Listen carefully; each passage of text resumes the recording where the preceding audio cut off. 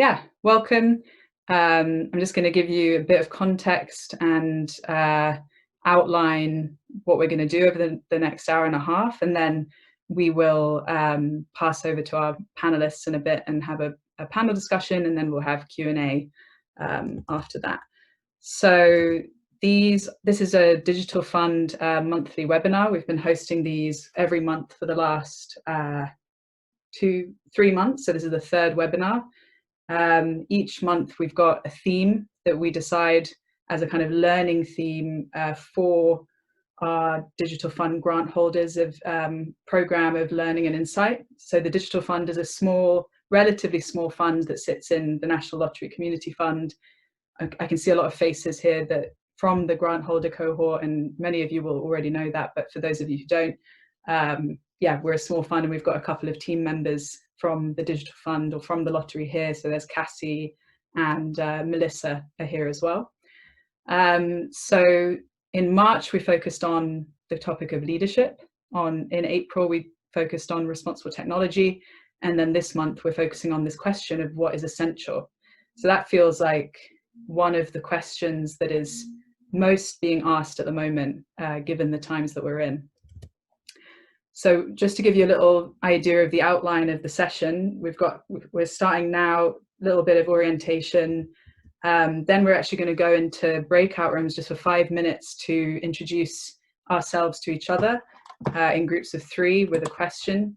And then after that, we'll have about a half-hour discussion between our panelists. So we've got Kat and Kirsty from Dot Project. We've got Nick from Shift Design, and then we've got Shanae, and then later on Suraj from Cast. So we'll have, it's quite a big panel at the moment for this time. And then after that, if you want to be putting questions and comments in the chat, then I can keep an eye out on your questions as they come up. But then after the half hour, we'll also just open the floor for live questions. So if you just want to put your hand up, and then you can unmute yourself and ask your question directly. So I'm just going to put you into breakouts of about 3 people each. And the question, if you want to introduce yourself, who are you, where are you calling from, and then answer the question about what's been one thing that's been essential to you during this COVID-19 time. So what's been one thing that's been essential for you? So we'll be back in 6 minutes, and then we'll kick off the panel, and I'll send you a kind of 1-minute warning. So you should see an invitation to join a breakout room now.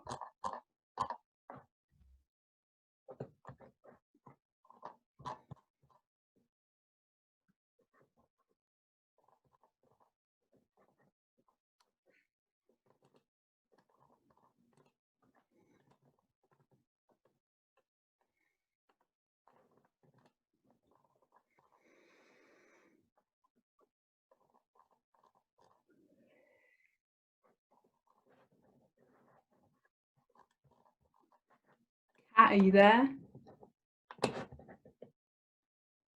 Push each other has been really important for us all. Okay, so let's kick off. Welcome again, welcome back. And just a little kind of provocation about what we're going to talk about. Yeah, so this question, what is essential? I guess there's something about crises like the one that we're in that seems to kind of pull us out of the feeling of normal and everyday. And, you know, a lot of people, if you go on Twitter, it's really kind of a hot topic right now, like talking about not going back to normal, talking about a new normal, talking about a new possible. It's kind of, and a lot of people talking about, you know, what's the story that we tell of this time? What's the narrative? Like, there's a lot of, I think there are some people in this time who've got a lot more time to think about stuff, but also at the same time, there's a lot of people who are under a huge amount of pressure and actually don't get to be part of that conversation. So that's something I wanted to bring in that's on my mind. I think there's something about this pandemic that's bringing into focus what has actually been there all along, like all sorts of inequalities, injustices, stuff that we were doing that doesn't really make sense, stuff that we would prefer not to be doing. And I think it's really great to have our panelists, our support partners who we work with at the lottery here today to just reflect on what are those things that, we want to keep about this time, like there's been this massively accelerated period of change, and we've got an opportunity to kind of look at what do we want to take forward and what would we actually prefer to leave behind. What else did I want to say? Yeah, we've also seen kind of behavior from organizations and the government that that is quite unusual, unprecedented. I remember seeing in like late March, the government kind of ordered all the councils in London to house the homeless in 48 hours without any extra budget.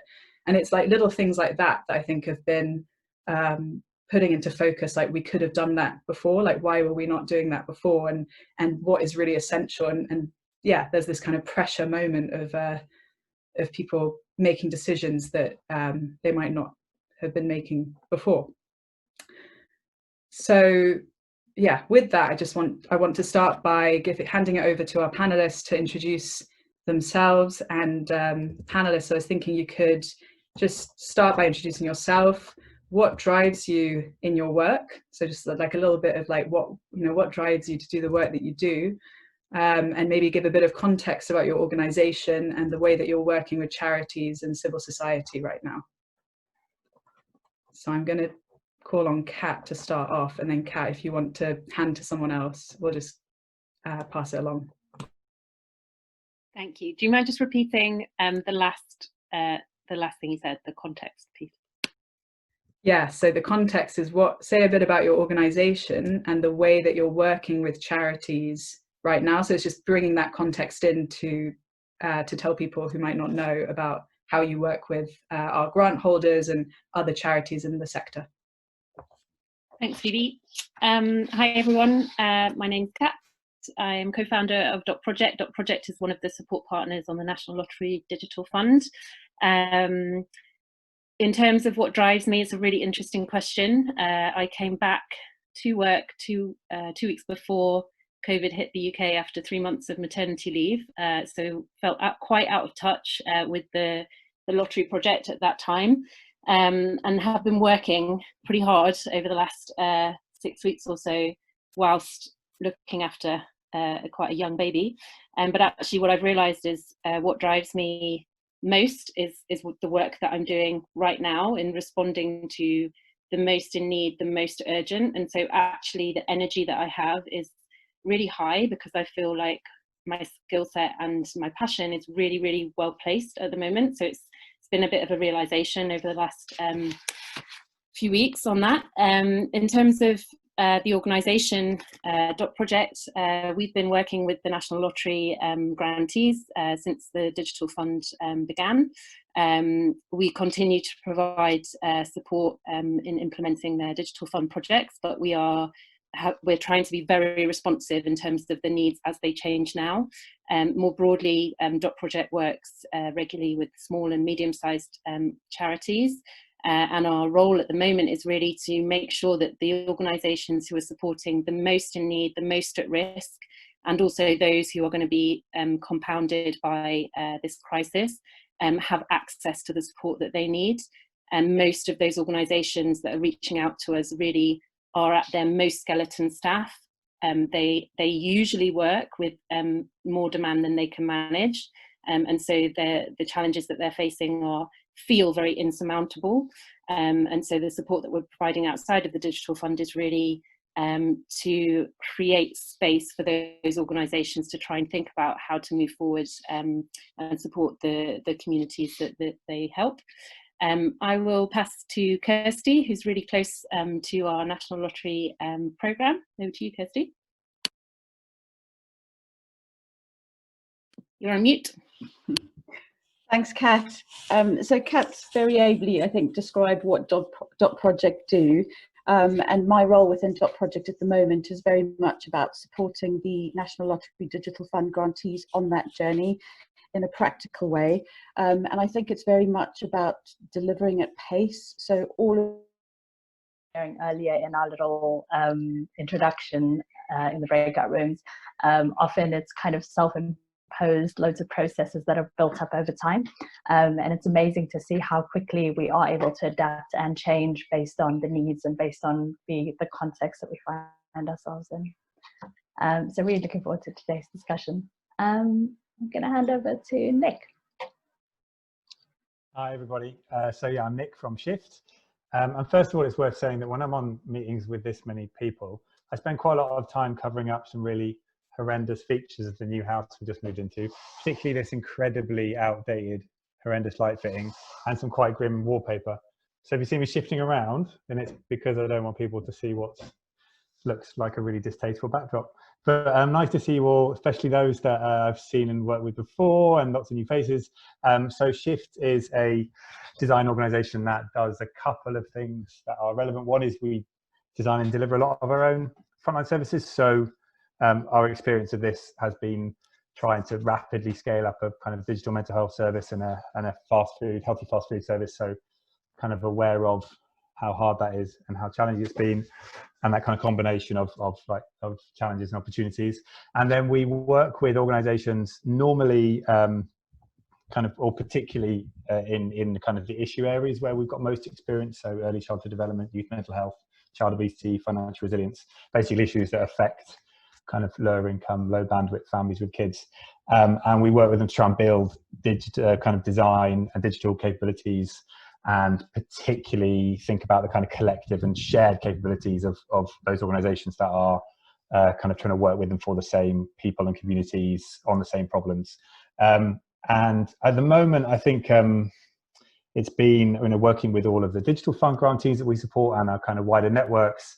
I think there's been the priority for us has been trying to help those partners, I guess, continue to look out at what role they can play alongside others, which is sometimes easy, sometimes really hard with the narrow bandwidth, to kind of help them continue to think about what kind of longer term capabilities they're trying to build and how this can accelerate, and a lot of time just helping them deal with very short term fixes and problems. So but it's been a time when I think we've really valued the fact that things are can move forward much more quickly. Decisions can get made almost instantly. They have to, and within that environment, we kind of like working in that very rapid design kind of process. And so I've felt more helpful, I guess, which is always useful. We've contributed, and that kind of very rapid way of understanding, responding to problems. So who else hasn't?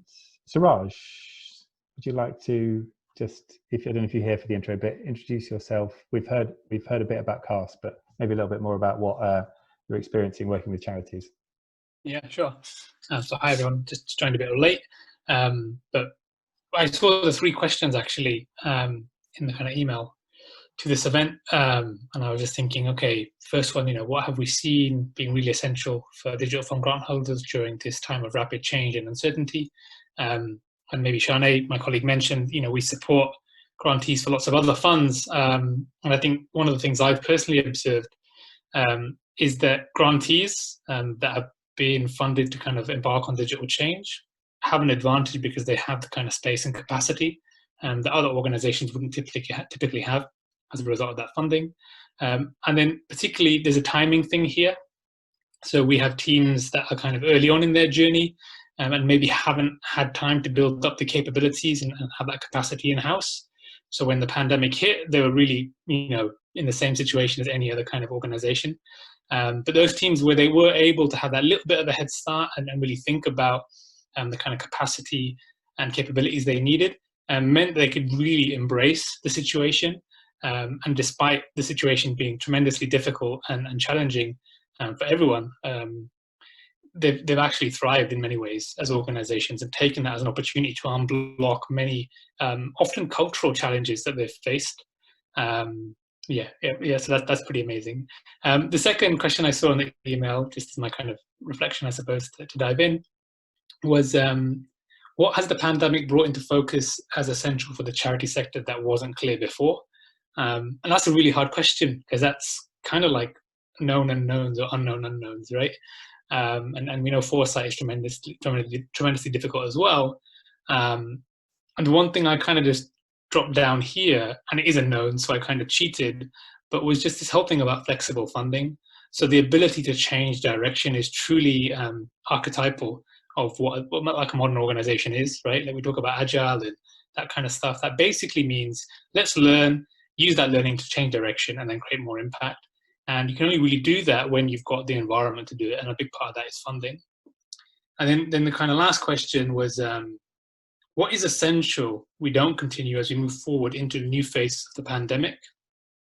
And again, I don't think I addressed this question head on when I was thinking about it. But the one thing that popped into my head that I've kind of observed and I see as potentially important, I would certainly be thinking about it.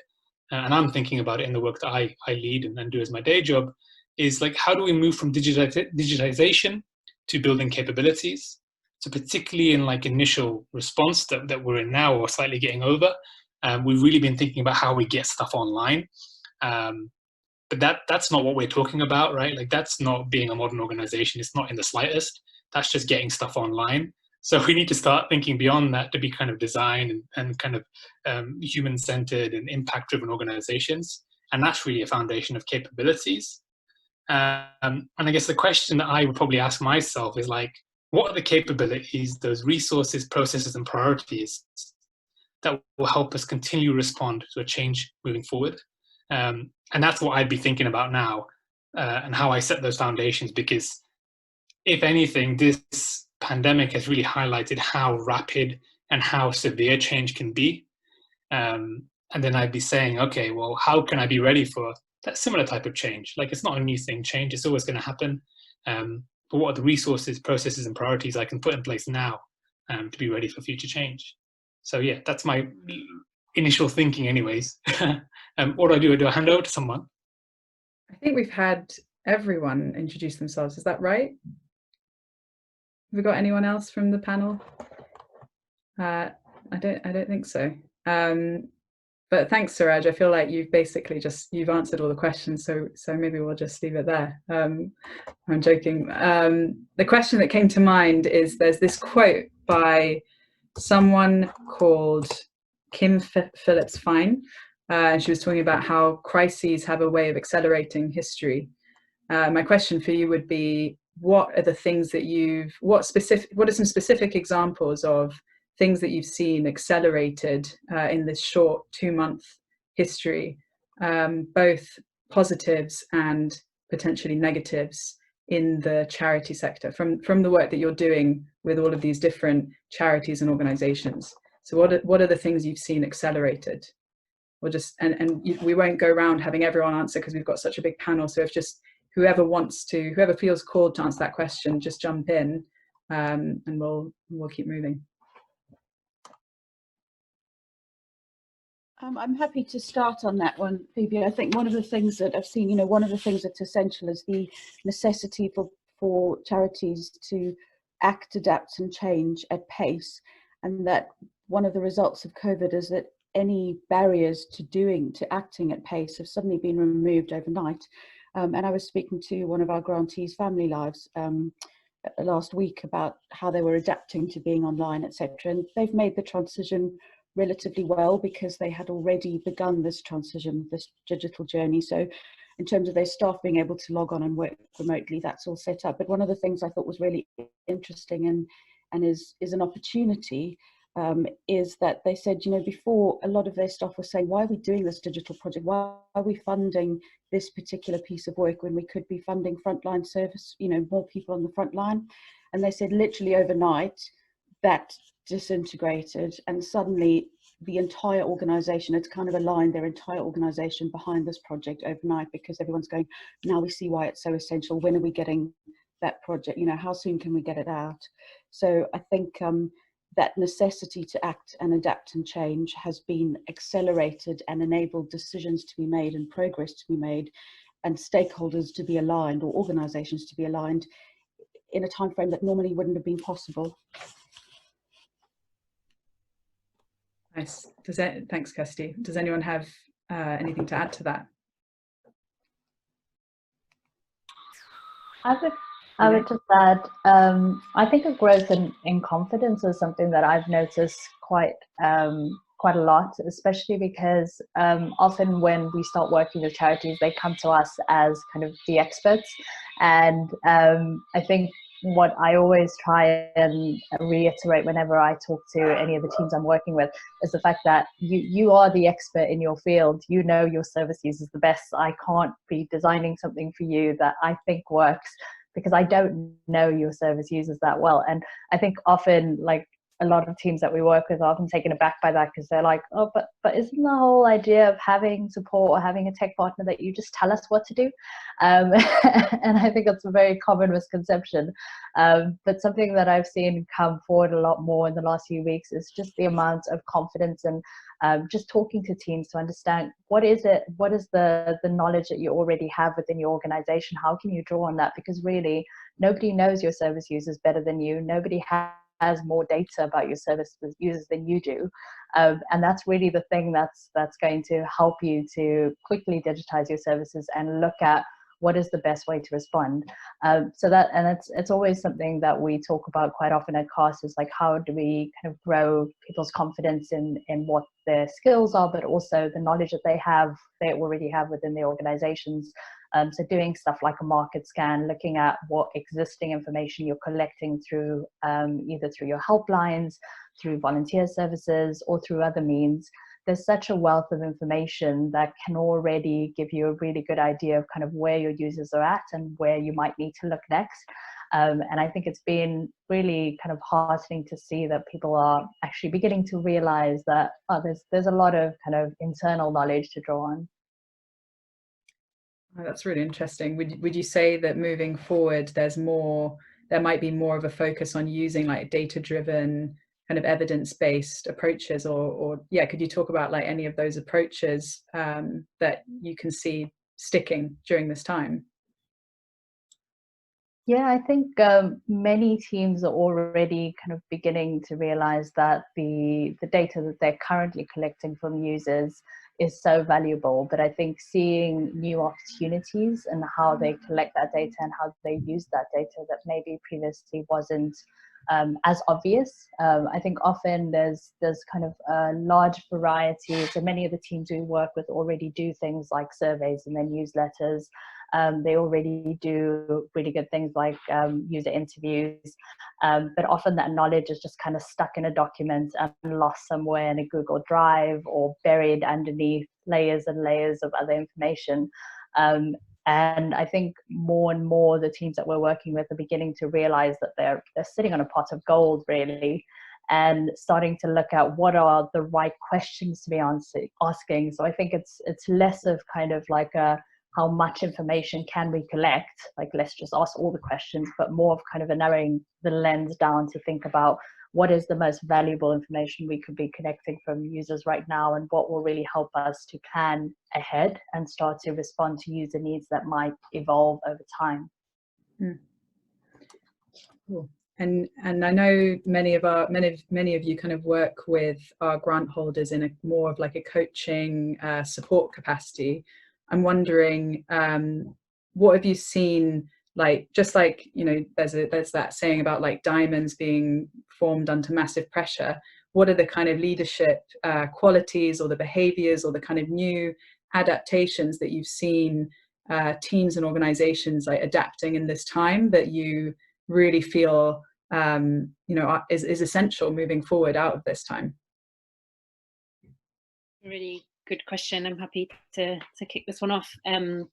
We started to talk to organisations within the days just after lockdown, and mostly the purpose of that was to understand how grantees expected their needs to evolve within the very immediate coming days and weeks, and that involved talking with leadership. And on every call, we were talking with the leadership team. And what really struck me in those moments, it was quite difficult actually hearing the challenges that teams were facing.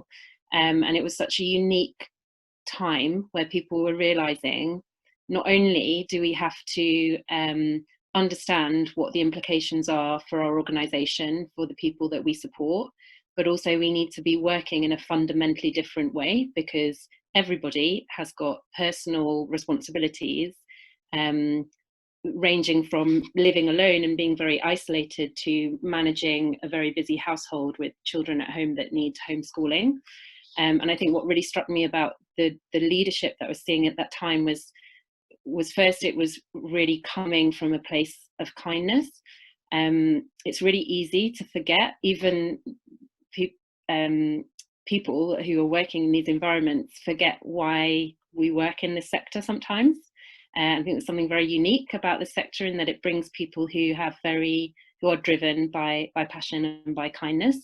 And sometimes the kind of the system that we operate in doesn't bring that to the surface, and this crisis really did and has. And then the second thing was really seeing, whether people were conscious of it or not, but seeing people really understanding this is my role in the leadership team, and working very quickly in a very united way. And probably that team already works in a really united way, but usually when we're talking, it wasn't so normal for us to set up a call with a grantee and every single call be with a team.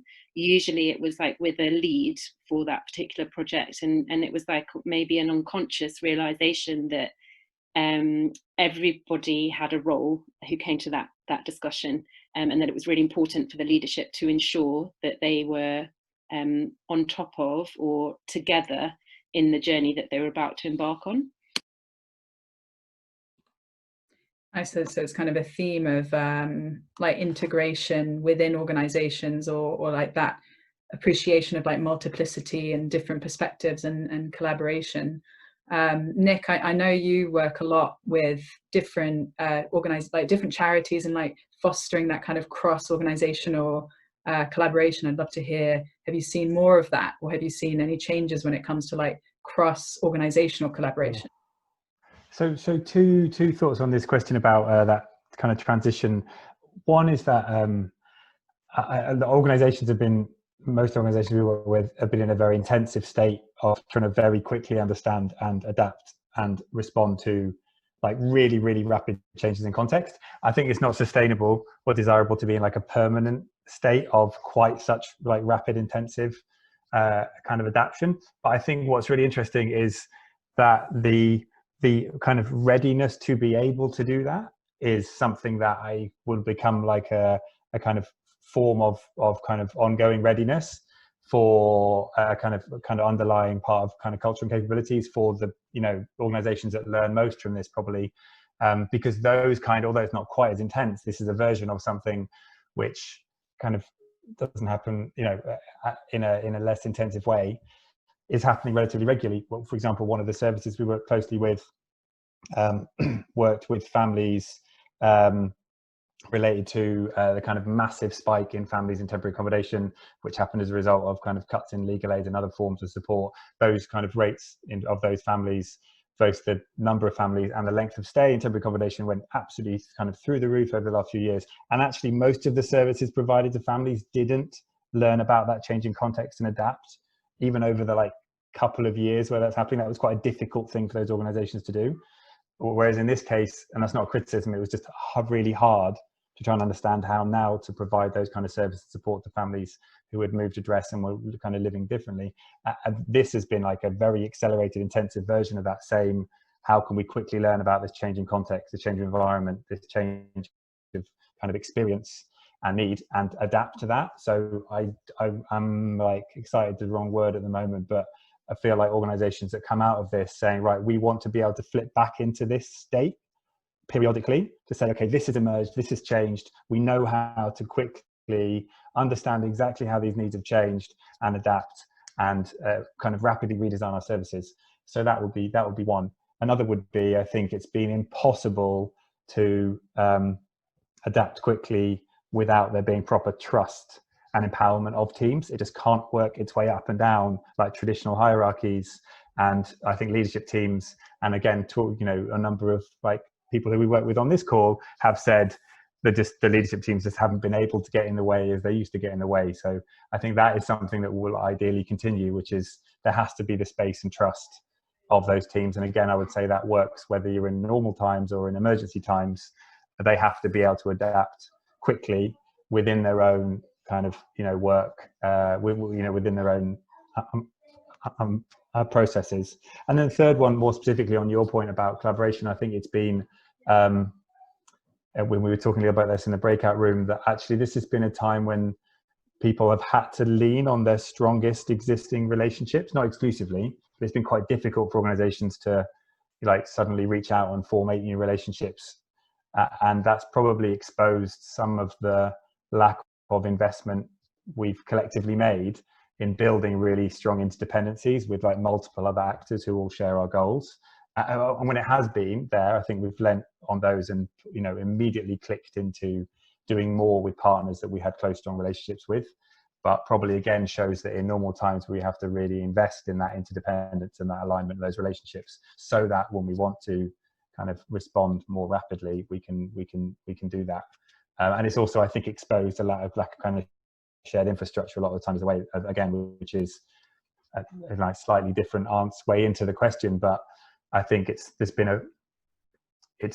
a real that question about what's been essential. I think luck has been one. There are organizations that have had significant financial challenges as a result of just not happening to have core funding, or happen to have services that are less in demand or have been really significantly cut, or they happen to have recently invested in systems or ways of working they can transit. There's been a lot of even 2 organizations we work closely with, one happened to have always generate a lot of income from their building. One had recently sold their building. One was in an infinitely different position with this. So how do funders, I guess, and commission and others, as those inequalities of experience at community level and organizational level have been surfaced, how can they understand enough to be able to push the right resources and support into the right places?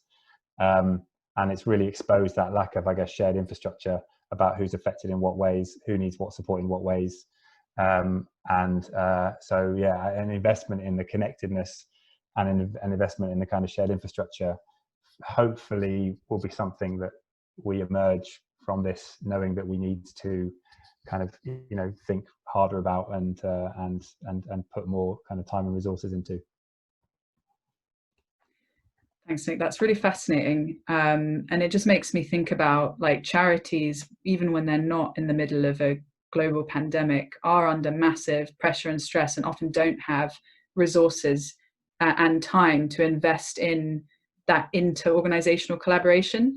I'm wondering, if you could say anything about that, of we can say that oh, it would be great to have more ecosystemic collaboration, but real collaboration takes meetings and travel, tickets and time, and charities don't necessarily have those resources. So what could that look like? Yeah, so there's a risk of me getting on my virtual soapbox here, Kat, about with collective stuff. So I'm going to use the word collective a little bit more collaborative, because I feel like collaborative often sounds like it means it's just about the direct relationship between other organizations and getting around the table and kind of building building consortia, which is part of it. But I think the collective word or the interdependent word are useful because it's kind of saying that ideally you would know what role you play with and alongside other organizations that share the same goals or work in the same area or work with the same audiences. And you would be trying to do things like build shared understanding of those people and communities, work kind of with and for, work with and kind of enable participation amongst those people, collectively. You would have some shared infrastructure. You'd be able to share and use data easily. So all of these forms of kind of interdependence, it would also make it, that I don't think that's a natural way of organizations are kind of funded or commissioned. And this is taking on some bigger, chunkier values of the way our sector works. And maybe there's an opportunity to do that after this, but I think funding and commissioning tends to try to pick out a single service or a single organization as the kind of, who've written the best proposal about the best solution to a particular problem, rather than invest in networks and collective efforts of organizations that are all pushing towards the same kind of goals. I guess I've been quite inspired by, there has been some real evidence of that The Children's Society wrote a good blog about this, saying they've been pushed harder to make stronger connections and become more interdependent with more partners. You know, there are others that have said the same thing. So I think that it takes time, it takes effort, it takes investment. Seems, as Simon's rightly added in the chat, that capacity is extremely hard to find at the best of times to build these shared goals, invest in infrastructure. So carving out time when we emerge from this for that, again, it's part of that individual and collective readiness if we're going to try and respond to these massive challenges. And we're not far away from, like, you know, being in an almost permanent cycle of climate emergency. Sorry to you know, again, take us down the future kind of path just as we're getting used to this one. But yeah, so how do we have the individual collective readiness to be able to adapt to the very probably quite shocking, overwhelming kind of consequences of that as it gets overlaid on inequality. Right, I'll let someone else talk a minute before I get all bleak. But I think there's I think Simon's got it right there, that we have to invest in this capability and this capacity, and we have to take that really seriously as we emerge from this crisis. Thanks, Nick. I'm definitely also in danger of going down the like ecosystemic collaboration rabbit hole, so I'm gonna also move on from that, because there's lots of different areas that we could focus on. I wanted to just share a quote with you that's been inspiring me a lot by Arundhati Roy, and I kind of feel like we can then use that as a platform for a kind of second phase of the conversation. So I'm just going to share this with you. You can see my screen. I'll read it out. Well, it's a bit long to read out. I'll read out bits of it. So just read out the second half. Yeah. So in the midst of this terrible despair, it offers us a chance to rethink the doomsday machine we have built for ourselves. A little bit extreme, but nothing could be worse than a return to normality. Historically, pandemics have forced humans to break with the past and imagine their world anew. This one is no different. It's a portal, a gateway between one world and the next. We can choose to walk through it, dragging the carcasses of our prejudice and hatred, our avarice, our data banks and dead ideas, our dead rivers and smoky skies behind us. Or we can walk through lightly with light luggage, ready to imagine another world and ready to fight for it. So from that, I'd just love to ask the panelists, what would be in your kind of light luggage of carrying through like this portal of change? If this is a portal of change and we are moving into, you know, a new possible or a new normal, either not necessarily things that are even existing right now or that you see, but what would you love to see within the charity sector, like behaviors, ways of working, anything else? Like what would you see as like really essential for that kind of new world that Arundhati Roy talks about?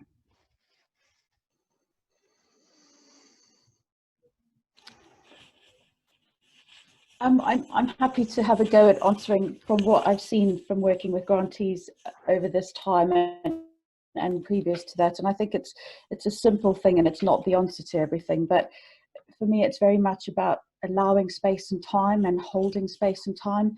I think we are all working at such a pace and delivering at such a rate that what we've seen collectively, and I think with almost every one of the grantees that we've worked with the support, we have enabled a space. So be that through an individual coaching or team coaching, it's some point in time where we hold space to say, pause, reflect, see where you are, look up, think about where you want to go, think about what's going to add the most value.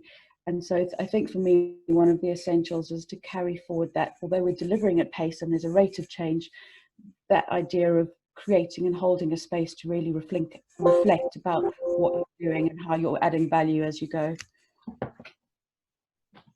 Thank you, Kirsty.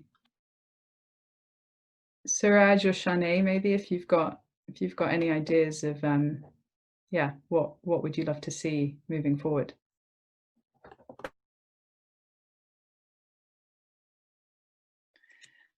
I think I'll just go back over my point that I made when I introduced myself and kind of focus in on the three components of capability that I mentioned. And I think what's interesting about the word capability is kind of it's what you kind of keep in-house rather than kind of outsource. And looking at it like that is kind of important because, you might hire in support and all these kinds of things to get you through this situation, but after the situation is over, they don't stay with you.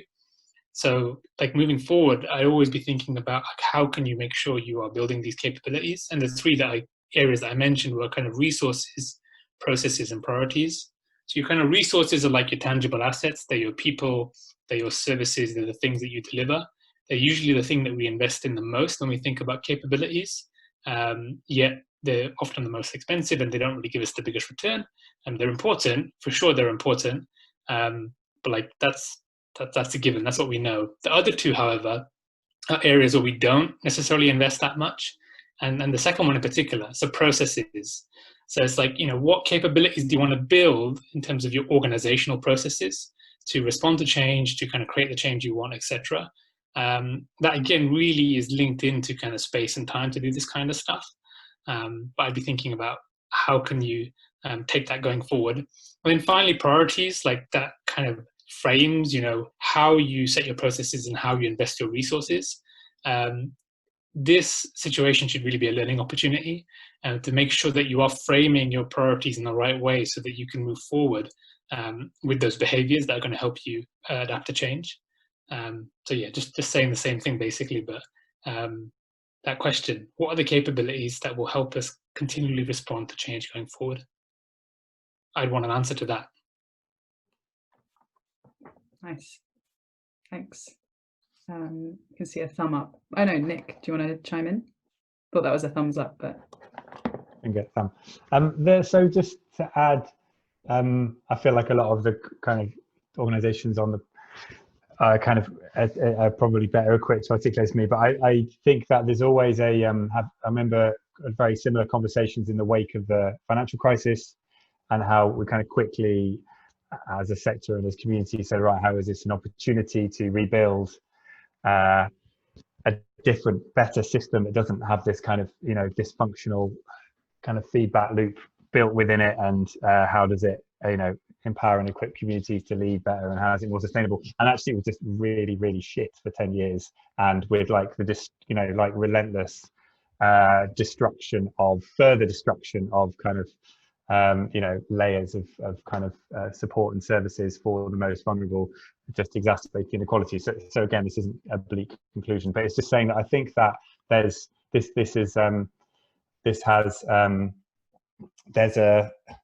really important for us to kind of and everyone will be facing this in their work and possibly in their daily lives, that there's a kind of tide of COVID kind of withdraws. What will be left at an organizational sector level and within community communities will be really, really hard for a long time. And so I guess it really just forces the question of what role our organizations and what role our sector, what is the best possible role we can play kind of with and for those communities. And I guess the most, for me, the most radical question for that is, how do we get out of the way when we need to, which is like our organization's survival is not what's important. It's unfair for me to quote her, but Cassie often has some powerful things to say about maybe there should be significantly less organizations who are all kind of trying to protect their own existence at these stages, which is a completely natural thing to do. But I guess it's just an example of a really honest question that we have to ask ourselves, which is what will again be like another layer of like kind of increased inequality and sharper, more pointy kind of poverty and lack of access to basic kind of support and services. What role do our organizations play within that? And it can't be we need to just build our own capabilities, build fantastic data infrastructure, have fantastic research and design teams for the sake of doing that. It has to be like, how do we properly kind of build ourselves individually and collectively around what society now looks like. And I think that's going to be really hard. The government doesn't seem to have been particularly convinced that the charity sector has a critical role to play in the response to COVID. And I think, I don't think that's based on a good appreciation of what the sector does. But perhaps it's also connected, perhaps we also haven't made the best possible case for the sector's role kind of where these urgent times. That's probably more controversial, but yeah. Anyway, I think our role as individuals, individually and collectively. Sorry, I can see Megan smiling on that one. The case was extremely strong, Megan. Sorry, I'm not suggesting it wasn't. But yeah, it's just a time for honesty and reflection, I think, within all that. Kat. Thank you. Kat, do you want to chime in here, and then we'll if anybody wants to start thinking about questions that you've got that you'd like to chime in with, we'll come to some open questions next. Kat? Thanks. I was just going to build on some of the things that Nick was saying, and maybe try and tie a few things together. Actually, it kind of starts with a personal reflection on the skill set that I was most drawing on, I think, in the first initial few weeks, which comes from a background in humanitarian relief. And what I realized was that I had taken for granted the amount of data, population data, that was often available in the aftermath of quite significant emergencies. And I was almost looking for that, and kind of thinking in the initial few weeks, it must be somewhere. It must be somewhere. There must be somewhere to go to understand where the need is. And then I started to realize that a lot of organizations that we were talking to, especially those that couldn't move forward, couldn't move their digital services in one shape or form online, didn't have a strong way in which to understand their users on an ongoing basis. So they weren't able to articulate and draw on evidence and data to say, this is what we've learned in the past, and this is what we expect to happen, based on some of the evidence that we know to be true, at least in the last 3 months or the last 6 months. And so a lot of organizations who were really struggling those initial 2 weeks after going into lockdown were really having to go back to basics in terms of how do we understand our users. And the hardest situation was those who had users who had little or no access to digital devices. All of a sudden there was this realization that digital is the only way we're going to understand how the population's needs are changing, and we don't have a strong enough connection. And so if we think about what the future might look like, I think really starting from a point when you're talking about why you do what you do, starting from a point of, this is the population or the community that I support, and these are the needs that they have, and this is how I can describe them. And starting there allows an understanding, I suppose, of why organizations need to exist and support at this time. And just reflecting actually from the breakout session that we had at the beginning, one of the things that I would love to see kind of moving into the future is, building on Nick's point, real honesty about what is going on and how it feels and how difficult it is, because the biggest lessons that can be learned, especially from crises, are what is not working. And I think it's really difficult for people to feel like there's space and permission to talk about that. And I have to say that I think the lottery in the Digital Fund has really created that space. Bring in partners, I mean, obviously I'm biased, but to bring in partners who help create that space of, let's be really open about what's really challenging, because unless we understand that, we can't actually build to a more positive future. There'll always be, if we can't be really open and honest, an underlying issue that will rear its head at some point. So that honesty, there's a brilliant thing that Engineers Without Borders used to do, which was called the failure report. And I mean, you can change the terminology. Sometimes failure sounds too negative, but I do really believe that that can be a really powerful way to learn and move forward. Thanks, Kat. I think it's interesting. It also kind of connects back to Nick's point and this point about, like charities kind of competing with each other, like the kind of hand of the market, that sort of incentive.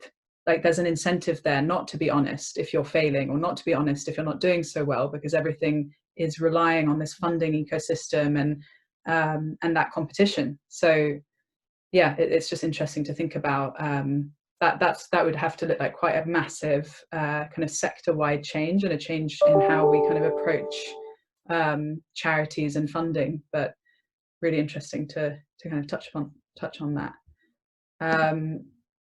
I want to leave a tiny bit of time for our audience. If anybody's got a question that is really burning to bring in here, it would be great to hear from some of you. If you just want to like raise your hand if you've got a question, and if you don't, then I have more questions. So I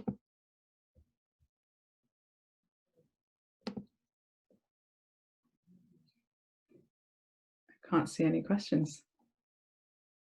Okay, I'm going to give you some time to think about it. If you think of a question, just put it in the chat and we'll come to you next. I think I just want to pick up on what Nick mentioned, which was this, and the work that Cassie has been doing and writing about, and kind of pioneering around this question of which organizations might need to die.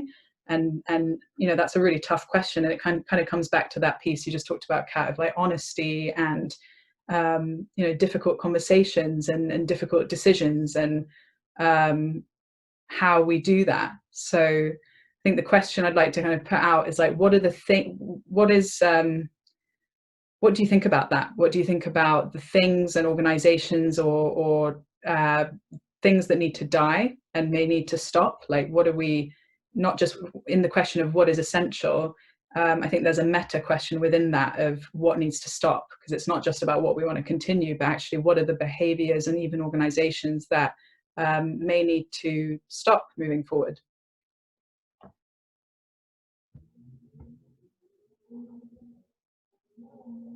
And how to host those conversations. How do we as a sector even host that well?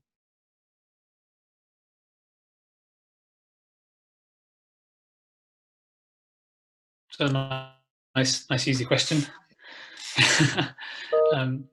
I can't say I've got an answer to this, and it's a difficult one to kind of even get into, but I think there's something about recognizing the lack of a feedback loop or the differences in a feedback loop. So the market dynamics, right, like in the charity sector, are fundamentally different to market dynamics in the kind of for-profit sector. However, many of the kind of business tools and the way we structure and try and operate are kind of informed by that sector. However, it's not the same thing, right? Like the fundee relationship is very different. It's not like a consumer relationship at all. The kind of incentives are inverted, etc., things like that.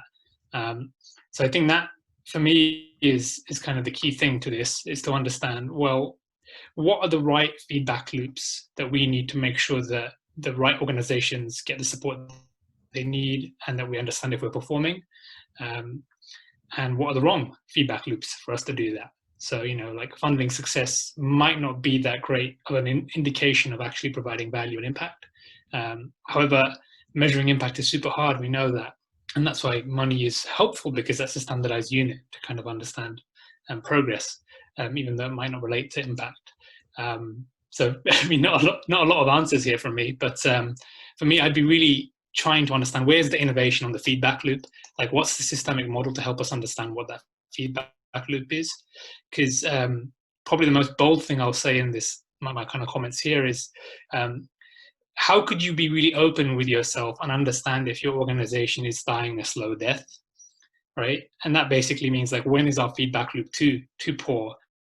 And when are we kind of not responding to the actual data we're getting, but somehow just limping along? That's a really hard thing to recognize and acknowledge, but for me, making sure your feedback loop is as tight as possible would be the way to do that. Thanks.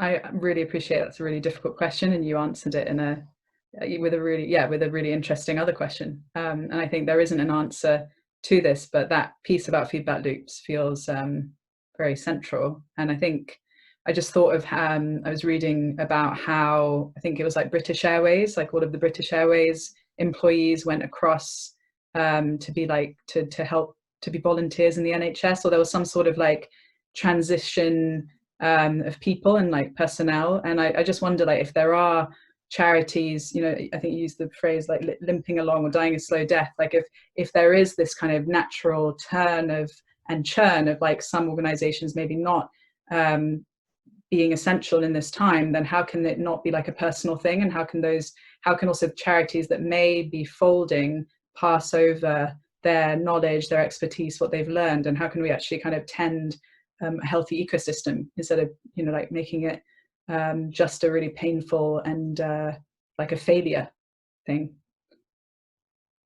Nick, did you, I saw you on mute. Yeah, I was just going to say that I guess that one thing that, and I don't know how many of the organizations on the call felt this or experienced this, but it's felt, I guess, returning to that point about kind of randomness and luck being such a big part of how organizations have been affected by the crisis, and that it kind of surfaces a disconnect between whether organizations or groups are kind of deeply like understanding and responding to needs of people and communities, or whether they're not, and whether the connection between that, their ability to do that, and the funding they get, like it still feels like a disconnect, like how they get identified by funders, whether or not they succeed during a funding application process, whether or not they get great core funding or like overloaded outcome delivery funding. It just feels like, I guess, a lot of organizations perhaps feel like they are swilling kind of around a kind of funding commissioning landscape, which doesn't understand whether or not they're playing a critical role in responding to critical needs.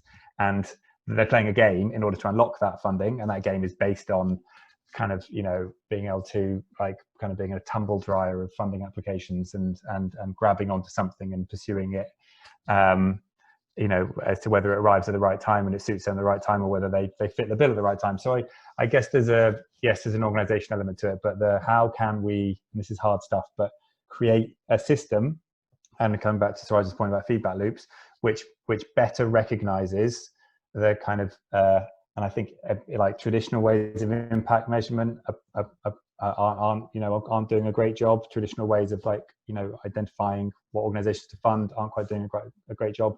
Yeah, how do we update and adapt those wider norms, those wider systems and models to do a better job of identifying the organizations and groups and networks that need the support the most. And I definitely felt that disconnect really strongly during this crisis, because there are organizations that I know are absolutely critical and need to be made resilient and scaled, and they're weeks away from existing, and other organizations that happen to have, you know, some good core funding and some good connections and a little bit of this, and they've been absolutely fine. And that's not really tenable, to have that disconnect between the kind of the degree to which they kind of play a critical role and the degree to which they're actually funded and sustained. But that's really hard to create a system that does that well. I can see, Julie, you've had your hand up for a while, so if do you want to unmute and ask your question? Simon will come to you next.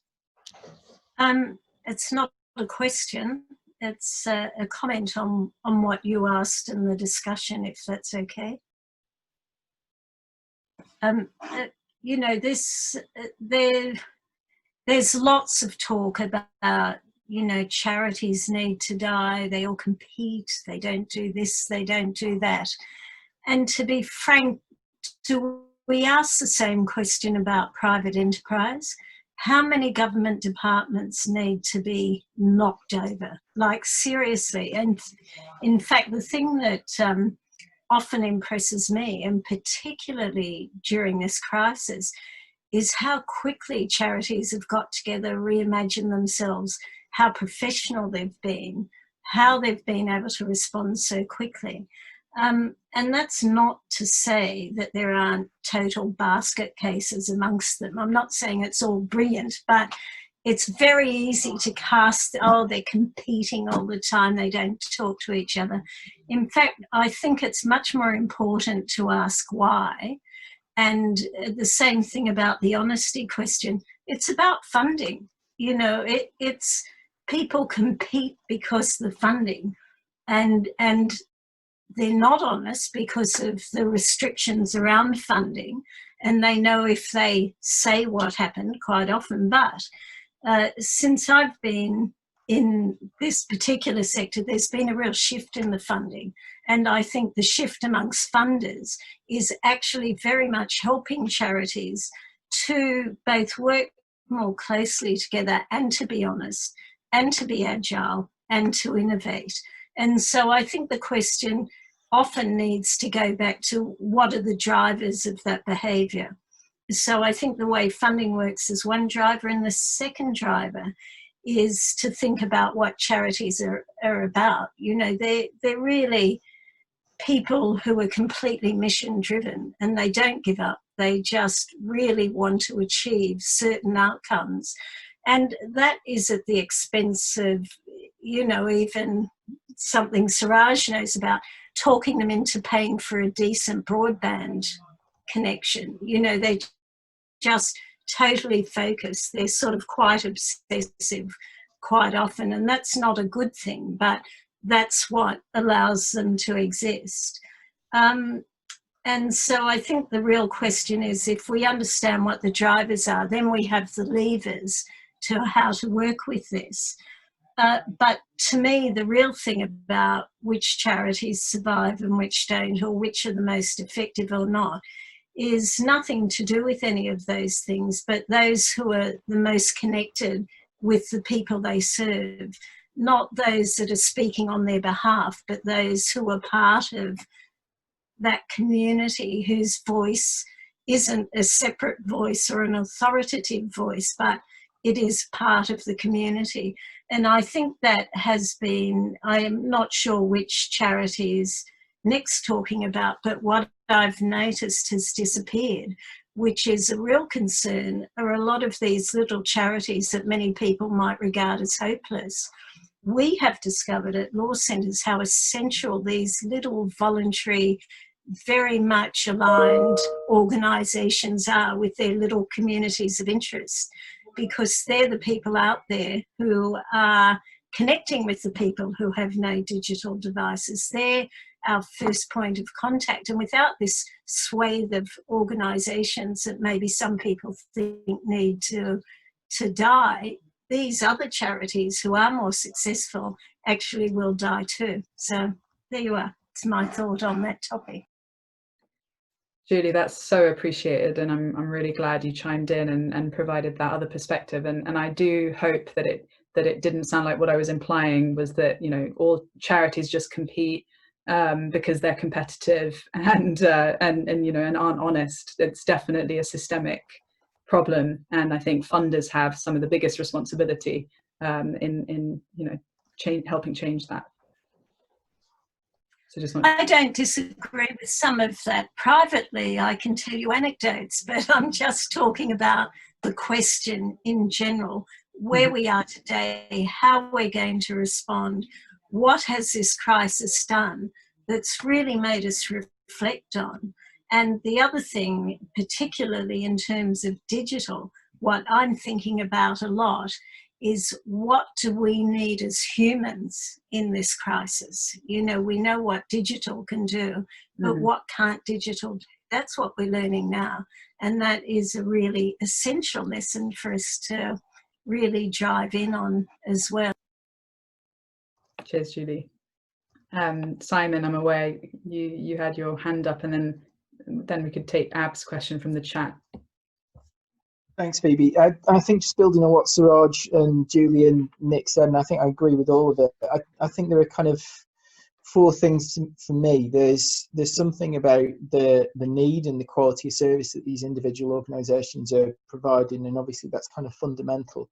But what I see in a lot of organisations that are struggling is their ability to articulate their value and their ability to raise funds are the things which determine their future sustainability, determine their ability to deliver their services really, really well. And it goes back to what, I don't know whether we still call it this now, but kind of 15 to 20 years ago, we used to call basic capacity building, and there used to be a huge amount of investment in it. But a lot of that doesn't seem as available as it was. And to be honest, if you can't articulate what you do well, and you're not good at raising funds, you're going to struggle however needed you are and however wonderful you are. And there's too many organisations suffering that at the moment. Was that a question kind of aimed at, or it was a kind of chiming in? it was kind of an observation more than anything else, but I think there is something in, and just going back to some of the I think Ab's point about the organisations who were sort of struggling systemically with funding and connections, unless we can support, as Julie said as well, the organisations that are really rooted, these very small micro organisations and communities, to be able to articulate their value, to be able to raise funds, then we're gonna miss a fundamental part of the ecosystem, and we're gonna really suffer for that. Yeah, I think just that point, Julie, about the small, like those small, really contextual local charities that might be really, really essential, but just falling through the net. That's also, it's interesting that our current kind of funding model for charities might not actually pick out what is essential. And how do support part, like all of you who are working like in Catalyst or these kind of support roles, like I wonder if there's a role for do you see a role for Catalyst, let's say, in kind of helping support those smaller charities?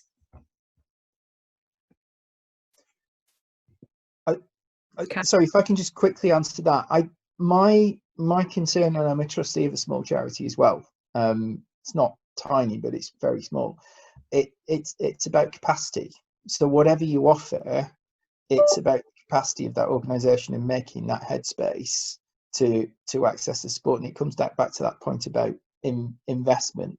If you really got nowhere to go, how do you make the time and commitment to take up the offers? And what are your priorities of those offers? So yes, Catalyst might be a route. There are probably others, but it's when you're running around the hamster wheel relentlessly just to keep going, how do you stop? Thanks, Simon. Kat, did you want to jump in? Yeah, I was just going to respond to the question regarding Catalyst and welcome others as well. I will go back to the point I made earlier about really understanding the change that you're trying to create as an ecosystem, and I welcome Julie's point about the connection of small charities. Many of them are providing services which would not exist without those organisations being in existence. And many of those organisations are supporting the most vulnerable, the most at risk. And so where I think Catalyst can play a role is really understanding how can we ensure that the future provides space for the most vulnerable and the most at risk to be supported with services which can be delivered in an innovative and a digital way. I think Catalyst has the capability to do that, and what is required then is an approach which has space for large charities, small charities, stakeholders which may not even be formal charities, and the space is there because they know the needs the closest. I've not said that very well, but they're closest to the needs and can understand how different communities will respond and are connected to other types of support, because what this crisis has shown us is that the different needs that communities have are not siloed, they're all linked together. So where there's a need for food security, there's probably also a need for income security, and all the support, the different support is very difficult to access, and it all is accessed in different ways. So really knowing the local and regional ecosystem is so.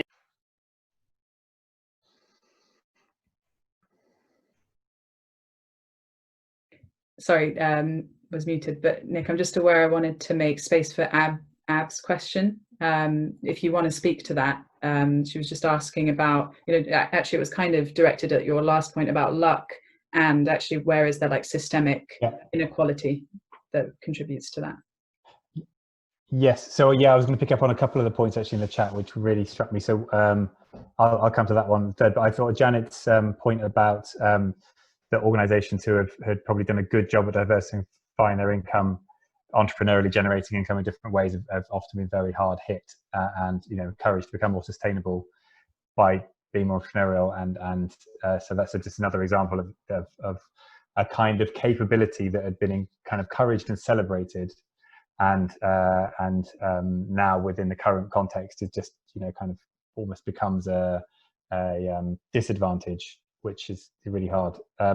And that this point from Pauline about this deficiency model, I think it's a deficiency model in a couple of ways. That this one-way change, absolutely, and also too unilateral, which is kind of how does one organisation build up its capabilities, despite being in an environment where it's incredibly difficult to do that and very difficult to sustain it. And I think probably for every one of the grantees that we're supporting on this fund, they're like already very well aware of the challenge of what happens if they build up certain capabilities in digital design and data, how they continue to sustain those within their organizations. So when it's not a normal way of being funded, it's not a normal way of being commissioned, they're extra costs which within the current context are incredibly difficult to sustain. So I guess that it just, when something is within a particular system environment, is incredibly difficult to do, there's normally something broken, fundamentally wrong about that context of that environment.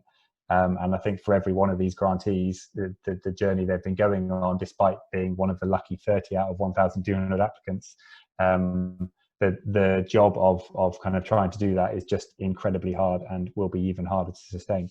To Ab's point, I think that's absolutely right. And I think as a like white middle class male, I'm part of the problem. I normally say that at the beginning of meetings rather than the end, but I think that it's easy sitting here saying how hard it is to navigate the funding environment when it's not in comparison to small community organizations run by leaders that are not well kind of versed in and connected into the funding system, and absolutely this current crisis has meant some of those most fragile networks and organizations, such as those run by BAME leaders, have been the first to struggle, and that is a deep dysfunction that I think goes back to a bit to the data question, which is kind of, it feels a little bit like most decisions are kind of made at least partially blind about exactly where the resources should be going, who's playing what role, and also relates to all sorts of questions related to representation. So less of me basically would be the conclusions of that, won't be part of it. But in all seriousness,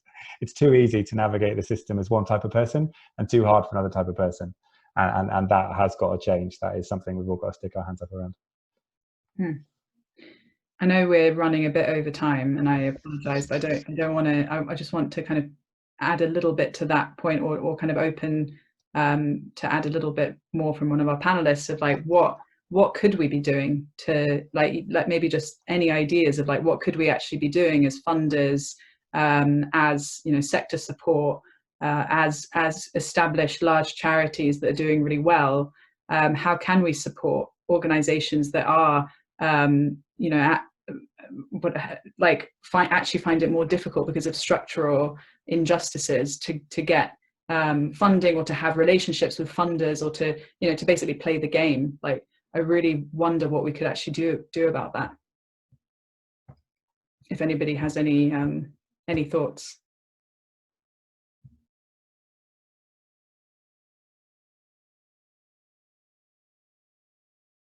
People who are really active at always making sure that when there's a chance to bring someone else into a conversation, along to a meetup or something like that that's just kind of going on at the moment, and they're really thinking through about who do they know who often maybe is part of a group, or their organization works with an issue that's like systemically kind of ignored or sidelined perhaps. How can they make sure that they're constantly trying to bring those people to the table? So instead of even just acting as an advocate for themselves, they're making sure that they're as well, and so that then they're able to have those small relationships, small talks and messages and things like that. I think have probably allowed maybe all of us to get to know each other, making sure that there's a constant invitation and activity there to make that happen, and then to challenge barriers that maybe are preventing that happening. That's just my thinking, but I would really love to learn like kind of lots more as well. Thanks a lot, Ab. If anybody had a kind of final point, and then we'll wrap up. Are there any other ideas, or maybe from our panelists who haven't talked as much yet, maybe like Suraj or Kirsty or Shanae, if you had anything to add. I think just a very brief point to add is just around openness. I think going back to what Kat was saying earlier is often there's a fear of sharing, especially if we don't know the best way forward or if we're still learning. I think through our experience of working with different funders of different programs, it's been so helpful to have just open and honest conversations where we can both be learning in the process, but be very open about the unknowns. Because that's where most of the learning takes place and helps us to figure out where to dig, who we need to speak to, who we need to bring into conversations who potentially aren't yet part of those conversations. And I think just having the freedom and the openness to be able to have those very honest conversations is really important. Yeah, cool. Thank you. And thank you, Ab, also for your points. And sorry, I think I must have cut out mid-question because, yeah, my internet has been crazy today. So thanks for bearing with me. Yeah, so let's close there. And I just wanted to say such a massive thank you to all of our panelists. All of you are doing, like all of you support partners are doing fantastic work. And yeah, I think we're very grateful at the Lottery to have you doing the work you're doing. And yeah, maybe we could all just give like a kind of thank you twinkle fingers to our panelists, and also massive thank you to, you know, there's many of you here who are grant holders working in charities, kind of on the front line doing really important work in this time. So massive thank you also to all the work that I know that you and your teams are doing. So thanks a lot, guys, and see you next month for another webinar. Have a good day. Thank you. Bye. Bye.